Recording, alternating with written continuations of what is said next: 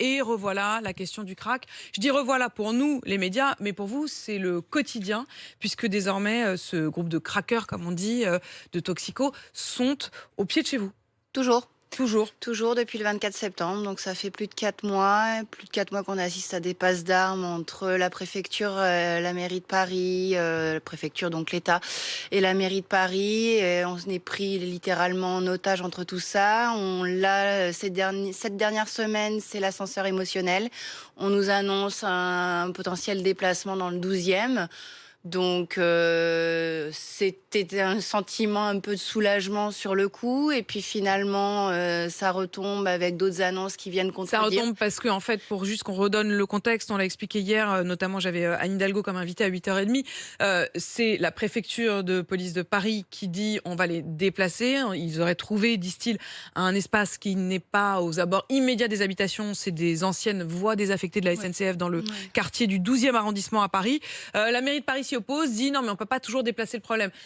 Qu'est-ce que vous, alors là, au-delà de ces querelles politiques, qu'est-ce que vous ressentez? C'était quand même un soulagement pour vous le moment où on vous a dit ils vont partir? Oui, on est littéralement en asphyxie, d'autant plus que là, cette dernière semaine, il y a eu 2 démantèlements successifs, donc lundi et mercredi.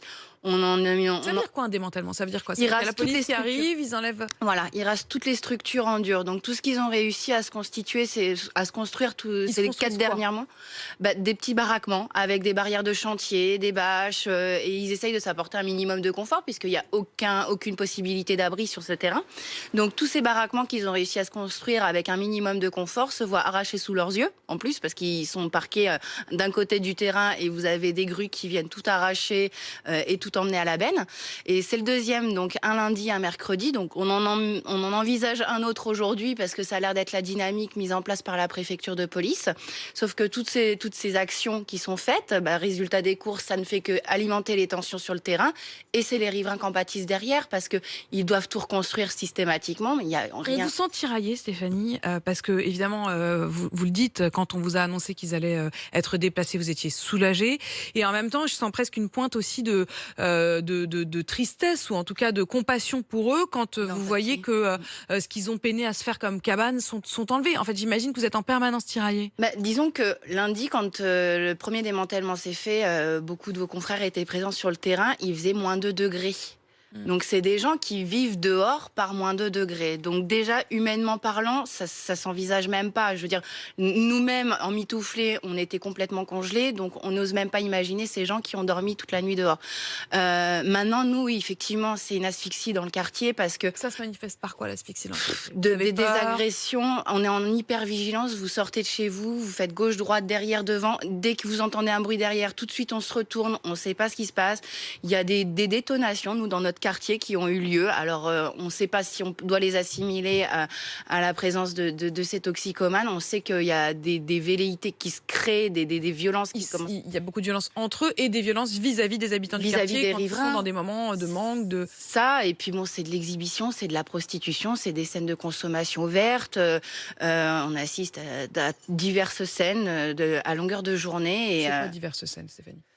Des personnes qui fument le crack, personnes qui se mettent nues. Et tout ça avec évidemment les enfants du quartier. Les enfants du quartier, les familles. Donc les gens ne viennent plus dans le quartier. J'ai des amis qui peinent à venir déjà en temps normal, donc là qui ne viennent plus. Les gens ne viennent plus s'installer dans le quartier non plus. Donc ça devient vraiment compliqué. Est-ce que vous croyez à une solution? Est-ce que vous vous dites, bon, parce qu'effectivement, lundi on vous a dit ils vont partir, et puis finalement depuis il y a un bras de fer donc entre la mairie et la préfecture. Est-ce que vous vous dites un jour on va enfin retrouver notre quartier paisible?